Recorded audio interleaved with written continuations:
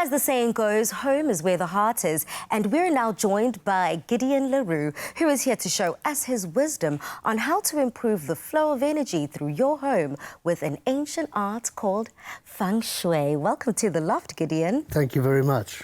Very nice to be here. And now, Gideon, just in layman's terms, please, for those that are not familiar, what is the art of Feng Shui?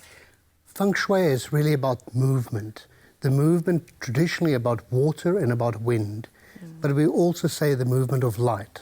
The simplest example is we build our houses facing north whenever we can in Cape Town, compared to when you're in Oslo in the northern hemisphere, would you be building your house facing south? That's the simplest Feng Shui example, how it affects us well here in the southern hemisphere. That's so interesting, Gideon. You know, I always thought of Feng Shui as being to reorientate and rearrange things inside the home. It's so interesting to hear that geographical location also impacts Feng Shui of the home.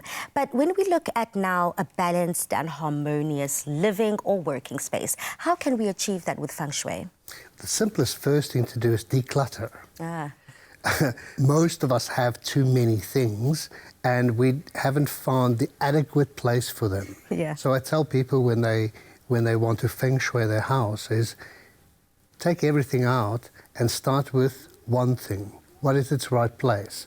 And slowly build up until there is enough in the space and that garage full of stuff that you've still got, then you've got to sort those out. Oh, there goes the fun work. And speaking about the fun work, we've got our loft living room. Yes. Just looking around the space, we love colour, we love accessories, we just love to make our workspace as home-like as possible. Yes. But if you were to rearrange things and Feng Shui out our loft living room, what would you do quite practically? So in this space, we've got, say, this table set, which is very nice, which is curved, which opposes the straight walls and the straight lines behind us. So that's very nice. It brings a harmony. And then you've doubled up by having these balls on the table. So maybe this is a good example of clutter. There's too many of them. Okay. And it's very feminine. All the feminine in this space has been concentrated around this table, where the point here, there's a round table there too. That's more masculine and it's quite separate.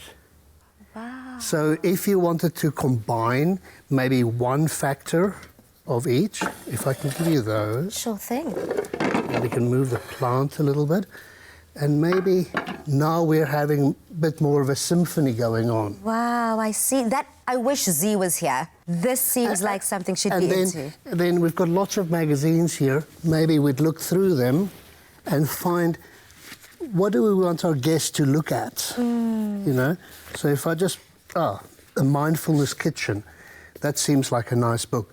So maybe if that is placed with it, now it's, and we put these away as well, now it starts being a livelier space, and the feminine space has some masculine line in it as well. Balance. Balance, yes. That's when you speak about the principles of harmony and balance. This is what you're talking about. And it is so interesting that even though these are secretly hidden, it feels lighter in the space. I automatically can breathe. Yes, that's the whole idea. More flow, more life. Okay. More movement, more life. The less we move, the more stuck we become, the less life force there is. So Feng Shui wants to enhance the life force that's available to you from the environment. And that reflects the life force that you have inside. So the two are connected. So if you change your environment, watch the inside. Am I changing too? Do I feel different? And all Feng Shui should be based on that. That is remarkable. It should have an impact on you because your home is different to your sister's home. And you want to make your home speak about you, not about your sister. Absolutely. As my mom would always say, your external definitely reflects what's happening internally. Absolutely. A cluttered space equals a cluttered mind. So maybe if you work backwards by decluttering your space, you can declutter the mind. Absolutely. Thank you so much, Gideon. Now, your practical insights and tips have provided us with a roadmap to enhance our well-being through intentional and harmonious living. But stay tuned, Mzansi, because Domi will be coming through with lip-smacking naan bread with tandoori-style chicken. See you after these. Thank you. Feng Shui.